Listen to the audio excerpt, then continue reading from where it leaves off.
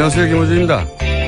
지난 월요일 부동산 문제는 어릴 적부터 사유재산과 공동체 윤리라는 별도의 교과를 통해 관점을 만들어줘야 하는 문제라고 얘기한 적이 있습니다.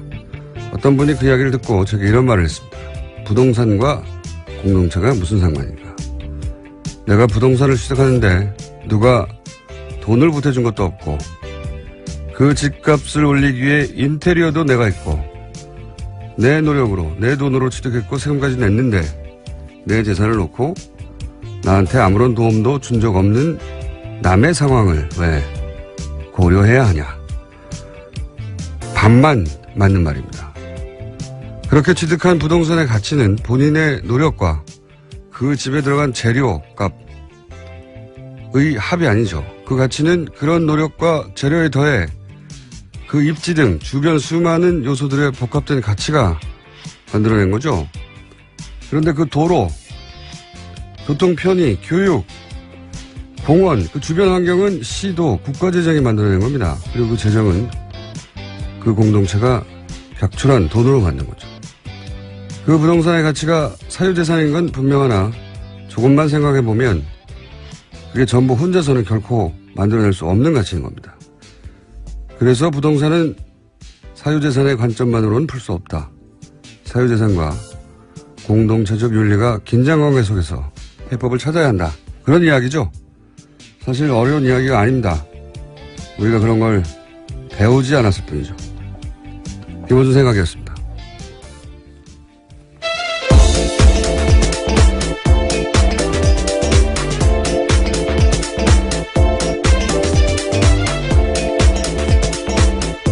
시사인의 김은지입니다. 자, 어제 정치적으로 큰 사건 하나, 예. 그리고 또 국정농단에서 큰 사건 하나, 두 가지가. 네, 서초동도 시끄러웠고 네. 여의도도 시끄러웠습니다. 아, 좋은 표현이네요. 아, 그런가요? 네. 제가 한 말보다 훨씬 좋은 표현. 시사인 김은지 기자가 점점 방송에 적응해서 방송용 워딩을 훨씬 세련되게 내놓고 있습니다. 자, 첫 번째 뉴스는요. 네, 어제 안철수 전 국민의당 대표가 공식 사과했습니다. 제보 조작 사건이 드러난 지 16일 만인데요. 국민의당 대선 후보로서의 책임을 통감한다라고 밝혔습니다. 입장 발표가 늦어진 건 검찰 수사가 시작된 만큼 사실관계 확인을 하기 위해서였다라고 해명했습니다. 정계 은퇴 가능성을 묻는 질문에는 당을 위해 할 수 있는 일을 깊이 고민하겠다라면서 즉답을 피했습니다. 자, 잠깐 들어보겠습니다. 긴 내용이 아니기 때문에 압축적으로.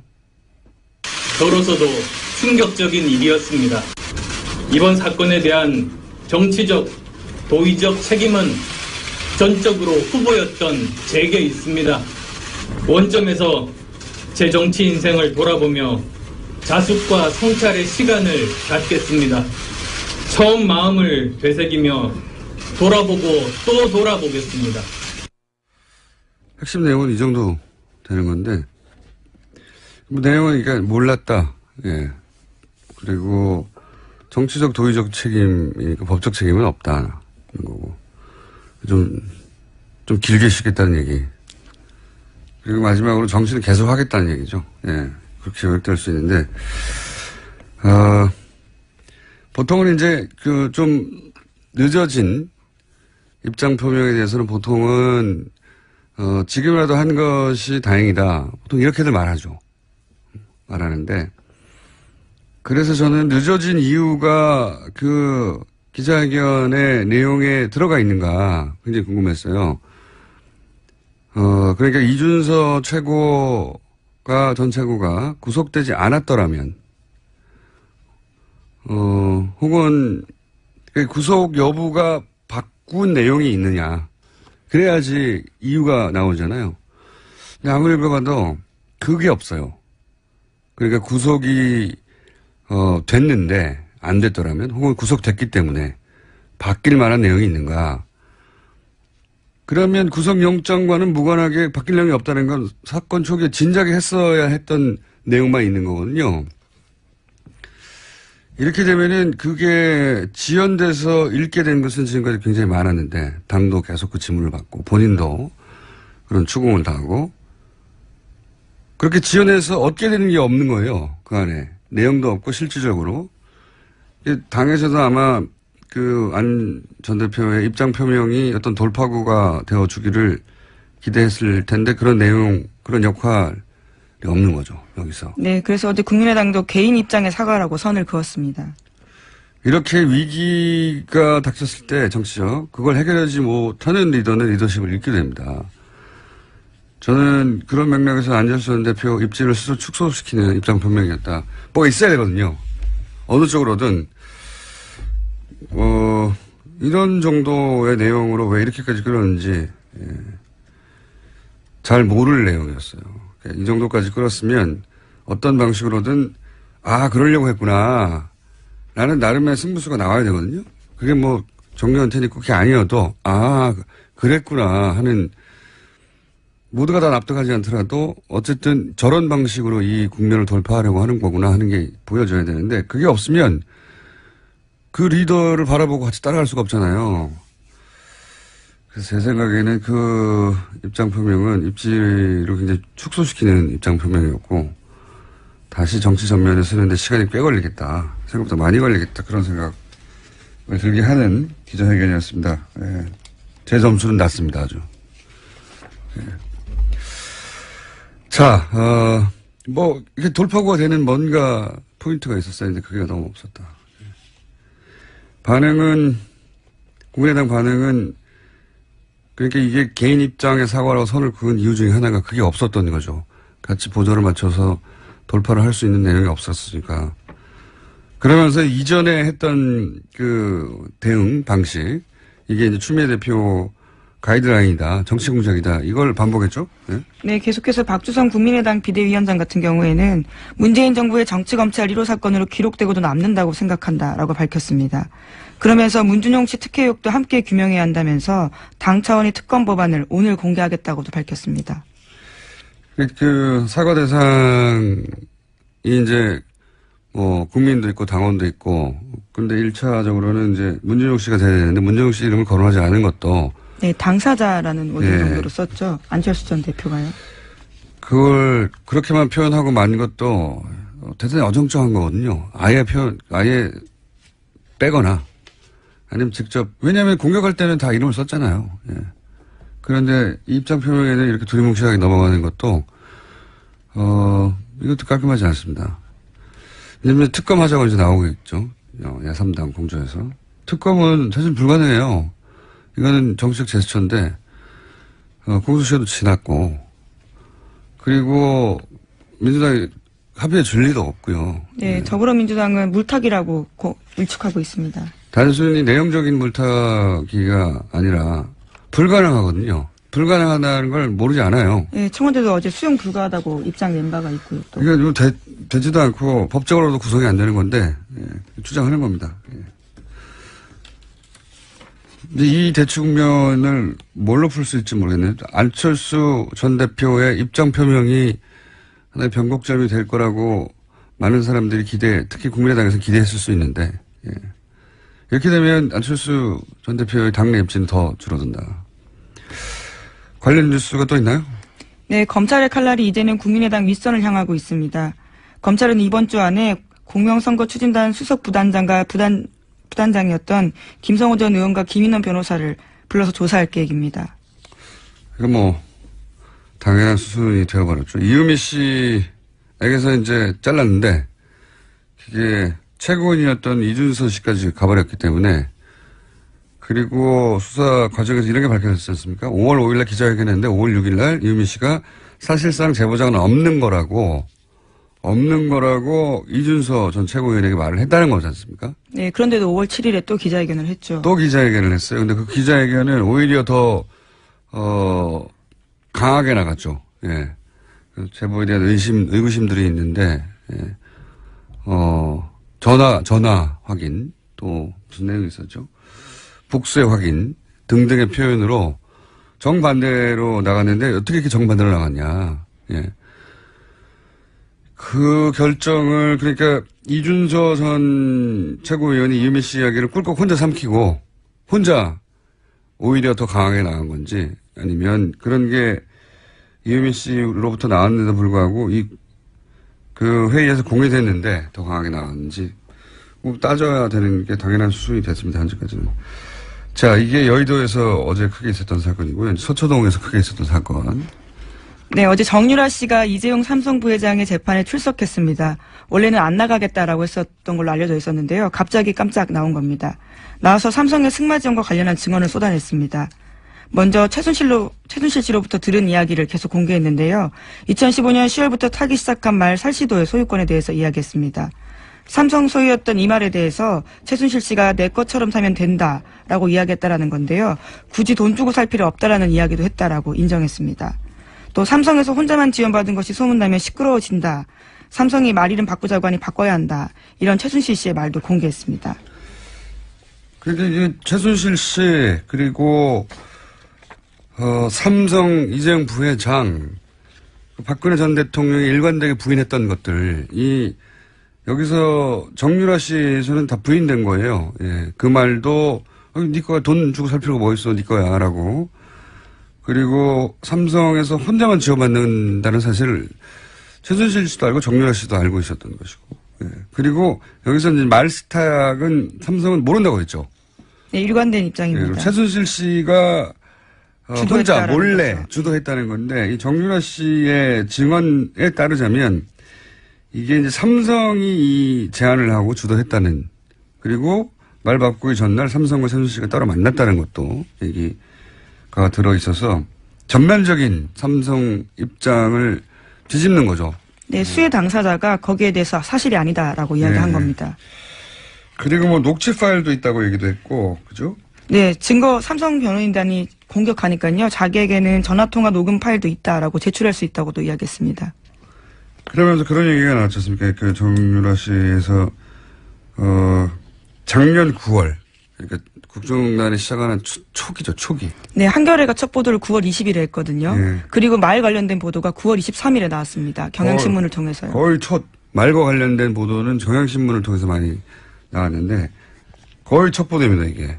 첫 번째인데 그러니까 정유라 씨에게 말을 지원한 거 아니냐는 의혹이 등장을 한 첫 시기인데 정유라 씨 얘기로는 그 보도 있기 전에 네, 이미 그 전이라는 거죠. 네, 전에 삼성에서 앞으로 시끄러질 것 같으니까 말을 바꾸라는 얘기를 최순실 씨에게 삼성이 했다는 거잖아요, 삼성이. 네, 그 이야기를 자기가 또 들었다라는 거고요. 그리고 또 이제 그 이후에 이제 본격적인 말 세탁, 말 중개상을 통해 가지고 삼성 말을 주고 더 비싼 말을 최순실 씨가 돈을 내지 않고 가져가고. 근데 그때 발생한 차액, 그걸 누가 내느냐? 그거를 엿볼 수 있는 새로운 사실이 나왔어요. 정유라 씨에 의하면 말 중개상한테 들었다는 얘기죠. 말 중개상이 삼성에서 차액을 받아야 하는데 안 준다고 지금 불만을 토로했다는 거 아닙니까? 네, 그 중개상 같은 경우에는요. 삼성에서 돈 필요한데 왜 안 주냐라는 이야기를 자기가 직접 들었다고 이야기했습니다. 그러니까요. 말 교환의 차액을 이전까지 특검위에 주장했던 것은 그 차액을 최순실 씨가 주고 그 차액만 주고 말을 가져갔다는 게 특검의 파악 내용이었어요. 그런데 정유라 씨의 지금 주장은 말 중개상은 그 돈을 삼성으로부터 받는 것으로 알고 있었다는 거죠. 그러니까 차액도 최순실 씨가 내는 게 아니었다는 새로운 사실이 이게 사실이라면 정유라 씨에 의해서 주장된 거죠.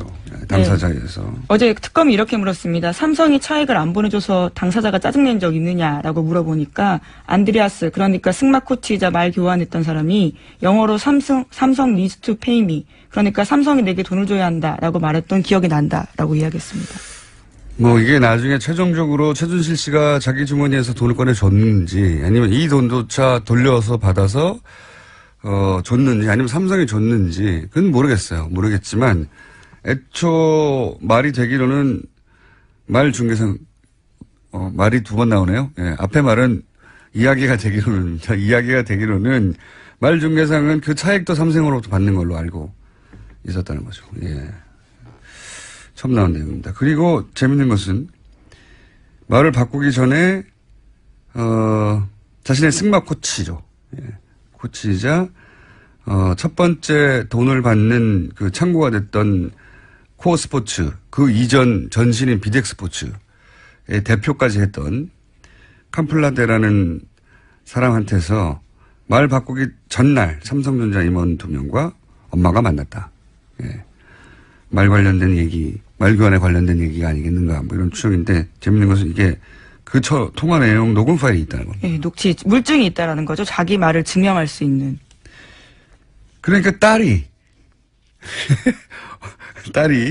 자신의 승마 코치한테서 엄마가 이런 일을 했다라고 하는 증언을, 그때는 증언이라고 할 수 있을지 없을지 모르는 상태인데 굳이 녹음해 놨다는 거잖아요. 예. 우리가 아는 전형적인 모녀 관계로 보면 안 된다는 생각을, 굉장히 큰 스펙타클한 사건입니다. 근데 이것만 해도 스펙타클한데 이 증언이 이루어지는 과정은 더 스펙타클해요. 네, 그렇죠. 엄청납니다. 예, 증인 출석 놓고 정유라 씨와 변호인단에서 다른 이야기를 했는데요. 변호인단은 박영수 특별검사팀의 강요나 회유로 정유라 씨 증인 출석이 이루어졌다라고 주장하고 있습니다. 하지만 정유라 씨는 어제 법정 나와서요. 나오기 힘든 건 사실이었지만 나와야 된다고 생각해서 나왔다라고 말했습니다. 그러면서 자기가 여기 나오는데 여러 만류가 있었던 건 사실이라고 밝히기도 했습니다. 이게 진짜 있을 수 없는 일이거든요. 변호인이 불출석 사유서를 냈어요. 나갈 필요가 없는 겁니다. 근데 당사자가 여러 만류, 만류는 아마 변호인들 또 이 만류하는 사람들이 들어가는 걸로 추정이 되는 게 변호인과 사전 상의 없이 출석해 버렸다는 거잖아요. 변호인은 출석할 필요가 없다고 만류하고 있는데, 그것도 드문 일인데 더 드문 일은 변호인들 모르게 새벽에 특검에 연락해서 그 차를 타고 갔다는 거 아닙니까? 예. 그렇죠. 이상한 일이고요. 매우. 이에 관련해서 이제 최순실 정유라 씨 동시 변호라는 오태일 변호사는 그런 말을 했다고요. 정유라가 살모사 같은 행동을 한다. 이건 단순 독설이 아닌 게, 그리고 장시호보다 더하다. 예, 어제 법정에서 그런 식의 이야기를 했다라는 거죠. 살면서 엄마 죽이는 뱀이거든요. 물론 잘못된 상식에 의해서 만들어진 이름이지만 의미한 바는 엄마를 죽인다는 거예요. 실제 이 증언이 이재용 부회장에게도 불리하고 최순실 엄마에게도 불리하고 박근혜 전 대통령 모두 다 불리하죠. 예, 불리한데 엄마 딸을 같이 변호하는 변호인들이 하는 말이니까 의미는 당연히 그거죠. 엄마를 죽이는 거라고. 예. 의대인을 이렇게까지 살모사라고 마음에 안 들면 변호인 사퇴하고 말지 이렇게 표현하는 경우도 없어요. 이상한 점 더 있어요. 김경재 변호사가 정유라 씨가 새벽 5시 혼자 이경재 나가서. 변호사. 이경재 변호사가 동시 변호하고 있죠. 정유라가 새벽 5시 혼자 나가서 빌딩 앞에서 성명불상자들의 승합차를 타고 갔다. 이렇게 얘기했잖아요. 왜 이상하냐면 그 시간에 혼자 빌딩을 나간 걸 변호인이 어떻게 알죠? 새벽 그걸 알려면 24시간 정렬을 감시하고 있거나 아니면 사라진 걸 알고 새벽 5시 CCTV 그 주변 CCTV를 확인해야 돼요. 변호사가 할 수 있는 게 아니잖아요. 저는 이렇게 사라졌다는 걸 아는 것도 이상하고요. 예, 이상한 점이 되게 많아요. 근데 이제 왜 그랬을까? 왜냐면 재판정에서 굉장히 주시한 뉴스입니다. 스펙타클하고 너무 재밌는 뉴스입니다. 사실은. 국정농단 관련해서 이런 정도의 스펙타클한 장면이 법정에서 벌어진 건 처음이에요. 근데 이제 저는 이런 일이 벌어진 게 아닌가 추정하는 바. 제가 오랫동안 이 가족을 바라보며 연구한 결과 추정하는 바는 뭐냐면, 일단 우선 이재용 부회장에 좋은 것이 박근혜 전 대통령과 최순실에게 좋은 것이 맞아요, 서로. 네, 뇌물이라는 건 기본적으로 그렇죠. 그렇게 얽혀 있죠. 셋 모두가 뇌물이 아닌 것으로 판결해야 좋단 말이죠. 그러나 과연 정유라에게도 좋은 것인가. 이 지점에서 첫 번째 엇갈렸어요. 이해관계가 다르다라는 말씀이시죠. 그렇죠. 엄마와 딸은 무조건 이해관계가 같을 것 같지만 이 특정 사안에 대해서는 다른 거거든요.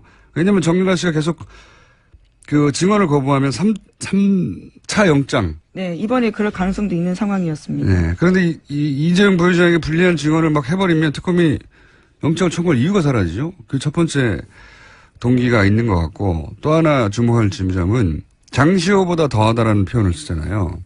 장시호 씨가 이제 특검에 이제 그 협조를 했었기 때문인데, 그래서 이제 장시호 씨의 역할을 추정해 볼 수 있죠, 여기서. 장시호 씨에게 내가 다 겪어봤는데, 이런 가이드, 이게 너한테 가장 이득이 되는 길이야. 이런 코치가 있었을 수 있다. 그리고 세 번째 포인트는 제가 보기에 이게 굉장히 중요한 포인트인데, 입증할 수는 없어요. 입증할 수는 없는데 저는 강력히 의심합니다. 장시호 씨 협조가 처음 등장했을 때 제가 했던 말 중에 하나가 뭐냐면 전통적인 가족의 관계 속에서는 바라보지 말고 항상 돈의 관점을 여기 추가해서 바라봐야 된다. 지금까지도 입증된 바는 없지만 저는 여전히 의심하고 있는데 여기에도 돈이 관련돼 있다. 라고 저는 추정하는 바인 것이 자신들의 부모 세대, 최태민 할아버지 1세대라고 하면 최순실 씨와 그 자매들은 2세대잖아요. 장시호 정윤은 이제 3세대예요. 부모 세대는 사회적으로 법적으로 사실상 끝이 났다라고 판단하고 이제 자신들 성인이 됐고 자신들이 자신의 삶을 일구는 데 필요한 물적 토대도 필요하고 본인들이 보아온 것도 있고 옆에서 안원구 전 대구국세청장이 박근혜 전 대통령 일과 최순실 일가 자산을 추적하면서 느낀 공통점을 이렇게 얘기했어요. 직업이 없는데 돈이 너무 많다고. 예. 그런 환경에서 평생 자란 3세대거든요. 더군다나 2세대가 이 최태민 씨를 살해하고 그 재산을 차지했다고 하는 최태민 씨 아들의 주장도 있었죠. 그런 류의 주장 여전히 하고 있습니다. 이 일가가 돈에 대해서 가지는 개념, 집착 이런 거는 우리가 상상하는 수준하고 다르다. 그러면 어떻게 구체적으로 돈과 관련된 이야기란 말이냐? 이건 다음 편에 제가 좀 더 정리하여. 돈이 관련이 있다. 돈이 관련 없이 이렇게 극적으로 드라마틱하게 입장 변화가 있을 수 없다라고 저는 봅니다. 일단 거기까지 해놓고요. 이 사건은 앞으로 재밌게 드라마틱하게 스펙트럴하게 예, 등장부터 깜짝이었습니다. 30분 전에 갑자기 나온 거거든요. 재판장도 뒤늦게 알았다라고 합니다. 그러니까요. 그리고 특검도 이렇게까지 진술할 줄 몰라서 깜짝 놀랐다고 하고 그 현장에 있었던 기자들도 어리숙하고 바보 같은 종류가 아니라 굉장히 차분하게 자기 이야기를 했다고 합니다. 굉장히 차분하게 자기가 필요한 말 논리적으로 딱딱 했다는 거예요. 예. 우리는 정윤아 씨를 잘 모르고 있을 수도 있습니다. 자, 벌써 시간을 많이 썼네요. 예. 제목만 언급하고 지나가죠. 예. 네, 박근혜 전 대통령이 오늘 내일 재판도 불출석할 예정이라고 합니다. 네 번째 발가락을 다치셨다는 거잖아요. 예, 발가락 인대 부상이 구체적인 불출석 사유입니다. 네 번째 발가락 인대. 네. 이걸로 구치소에 있는데 재판정에 나가야 하는 피해자들이 전국의 다른 모든 피해자들이 이걸로 가능하겠어요, 불출석에? 네, 안 됩니다. 발가락 발목 전체가 다쳐도 나갑니다. 자, 허탈감 느낄 수밖에 없는 뉴스죠. 그리고 안봉건 이재만 전 비서관 이재만 기소됐다. 네. 예. 두 사람 다 청문회 나오지 않았다라는 혐의로 재판에 넘겨진 겁니다. 특검이 얼마나 촉박하게 끝이 나는지 알 수 있는 겁니다. 이 두 비서관이 청문회에 나오지 않았다는 혐의를 기소된 거예요. 예. 다른 게 아니라. 네. 당시에 사춘기 딸 사생활 침해 우려된다 이런 식의 이야기를 대면서 나오지 않았었습니다. 자, 제목 하나 읽고 끝냅시다. 예. 네, 트럼프 장남이 러시아에 접촉했다는 이메일이 공개가 돼서 파문이 일고 있습니다.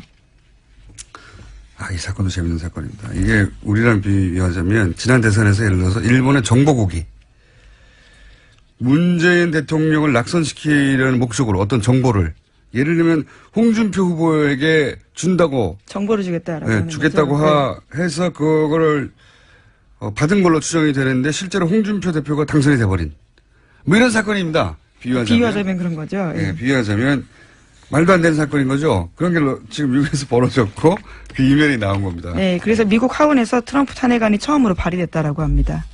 참네. 지금까지 시사인의 김은지였습니다. 감사합니다. 공동체적 윤리가 긴장 관계 속에서 해법을 찾아야 한다. 그런 이야기죠. 사실 어려운 이야기가 아닙니다. 우리가 그런 걸 배우지 않았을 뿐이죠. 김원준 생각이었습니다.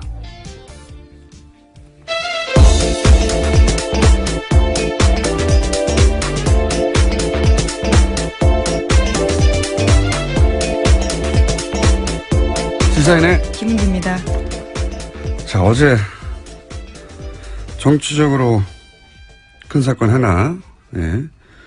그리고 또 국정농단에서 큰 사건 하나, 두 가지가. 네, 서초동도 시끄러웠고 여의도도 시끄러웠습니다. 좋은 표현이네요. 그런가요? 네. 제가 한 말보다 훨씬 좋은 표현. 시사인 김은지 기자가 점점 방송에 적응해서 방송용 워딩을 훨씬 세련되게 내놓고 있습니다. 자, 첫 번째 뉴스는요. 네, 어제 안철수 전 국민의당 대표가 공식 사과했습니다. 제보 조작 사건이 드러난 지 16일 만인데요. 국민의당 대선 후보로서의 책임을 통감한다라고 밝혔습니다. 입장 발표가 늦어진 건 검찰 수사가 시작된 만큼 사실관계 확인을 하기 위해서였다라고 해명했습니다. 정계 은퇴 가능성을 묻는 질문에는 당을 위해 할 수 있는 일을 깊이 고민하겠다라면서 즉답을 피했습니다. 자, 잠깐 들어보겠습니다. 긴 내용이 아니었기 때문에 압축적으로. 저로서도 충격적인 일이었습니다. 이번 사건에 대한 때문에 바뀔 만한 내용이 있는가. 그러면 구속영장과는 무관하게 바뀔 내용이 없다는 건 사건 초기에 진작에 했어야 했던 내용만 있는 거거든요. 이렇게 되면은 그게 지연돼서 읽게 된 것은 지금까지 굉장히 많았는데 당도 계속 그 지문을 받고 본인도 그런 추궁을 당하고 그렇게 지연해서 얻게 되는 게 없는 거예요. 그 안에. 내용도 없고 실질적으로. 당에서도 아마 그 안 전 대표의 입장 표명이 어떤 돌파구가 되어주기를 기대했을 텐데 그런 내용, 그런 역할이 없는 거죠. 여기서. 네, 그래서 어제 국민의당도 개인 입장의 사과라고 선을 그었습니다. 이렇게 위기가 닥쳤을 때 정치적 그걸 해결하지 못하는 리더는 리더십을 잃게 됩니다. 저는 그런 맥락에서 안철수 전 대표 입지를 스스로 축소시키는 입장 표명이었다. 뭐가 있어야 되거든요. 어느 쪽으로든 이런 정도의 내용으로 왜 이렇게까지 끌었는지 잘 모를 내용이었어요. 이 정도까지 끌었으면 어떤 방식으로든 그러려고 했구나. 나는 나름의 승부수가 나와야 되거든요. 그게 뭐 정리한테는 그게 아니어도 그랬구나 하는 모두가 다 납득하지 않더라도 어쨌든 저런 방식으로 이 국면을 돌파하려고 하는 거구나 하는 게 보여져야 되는데 그게 없으면 그 리더 안녕하세요, 김호준입니다. 지난 월요일 부동산 문제는 어릴 적부터 사유재산과 공동체에 윤리라는 별도의 교과를 통해 관점을 만들어줘야 하는 문제라고 얘기한 적이 있습니다. 어떤 분이 그 이야기를 듣고 제게 이런 말을 했습니다. 부동산과 공동체가 무슨 상관인가. 내가 부동산을 시작하는데 누가 돈을 보태준 것도 없고 그 집값을 올리기 위해 인테리어도 내가 했고 내 노력으로 내 돈으로 취득했고 세금까지 냈는데 내 재산을 놓고 나한테 아무런 도움도 준 적 없는 남의 상황을 왜 고려해야 하냐. 반만 맞는 말입니다. 그렇게 취득한 부동산의 가치는 본인의 노력과 그 집에 들어간 재료 값의 합이 아니죠. 그 가치는 그런 노력과 재료에 더해 그 입지 등 주변 수많은 요소들의 복합된 가치가 만들어낸 거죠. 그런데 그 도로, 교통 편의, 교육, 공원, 그 주변 환경은 시도, 국가재정이 만들어낸 겁니다. 그리고 그 재정은 그 공동체가 격출한 돈으로 만든 거죠. 그 부동산의 가치가 사유재산인 건 분명하나 조금만 생각해보면 그게 전부 혼자서는 결코 만들어낼 수 없는 가치인 겁니다. 그래서 부동산은 사유재산의 관점만으로는 풀 수 없다. 사유재산을 바라보고 같이 따라갈 수가 없잖아요. 그래서 제 생각에는 그 입장 표명은 입지를 굉장히 축소시키는 입장 표명이었고 다시 정치 전면에 서는데 시간이 꽤 걸리겠다. 생각보다 많이 걸리겠다. 그런 생각을 들게 하는 기자회견이었습니다. 예. 제 점수는 낮습니다. 아주. 예. 자, 이렇게 돌파구가 되는 뭔가 포인트가 있었어야 했는데 그게 너무 없었다. 반응은, 국민의당 반응은, 그러니까 이게 개인 입장의 사과라고 선을 그은 이유 중에 하나가 그게 없었던 거죠. 같이 보조를 맞춰서 돌파를 할 수 있는 내용이 없었으니까. 그러면서 이전에 했던 그 대응 방식, 이게 이제 추미애 대표 가이드라인이다, 정치 공작이다, 이걸 반복했죠? 네? 네, 계속해서 박주성 국민의당 비대위원장 같은 경우에는 문재인 정부의 정치검찰 1호 사건으로 기록되고도 남는다고 생각한다라고 밝혔습니다. 그러면서 문준용 씨 특혜 의혹도 함께 규명해야 한다면서 당 차원의 특검 법안을 오늘 공개하겠다고도 밝혔습니다. 그 사과 대상이 이제 국민도 있고 당원도 있고, 근데 1차적으로는 이제 문준용 씨가 돼야 되는데 문준용 씨 이름을 거론하지 않은 것도 네, 당사자라는 워딩 정도로 썼죠. 안철수 전 대표가요. 그걸 그렇게만 표현하고 만 것도 대단히 어정쩡한 거거든요. 아예 정치적, 도의적 책임은 전적으로 후보였던 제게 있습니다. 원점에서 제 정치 인생을 돌아보며 자숙과 성찰의 시간을 갖겠습니다. 처음 마음을 되새기며 돌아보고 또 돌아보겠습니다. 핵심 내용은 이 정도 되는 건데, 내용은 그러니까 몰랐다. 예. 그리고 정치적 도의적 책임이니까 법적 책임은 없다는 거고. 좀 길게 쉬겠다는 얘기. 그리고 마지막으로 정치는 계속 하겠다는 얘기죠. 예. 그렇게 요약될 수 있는데, 보통은 이제 좀 늦어진 입장 표명에 대해서는 보통은, 지금이라도 한 것이 다행이다. 보통 이렇게들 말하는데, 그래서 저는 늦어진 이유가 그 기자회견의 내용에 들어가 있는가 굉장히 궁금했어요. 그러니까 이준서 전 최고가 구속되지 않았더라면, 혹은 구속 여부가 바꾼 내용이 있느냐. 그래야지 이유가 나오잖아요. 근데 아무리 봐도 그게 없어요. 그러니까 구속이 됐는데 안 됐더라면, 혹은 구속됐기 때문에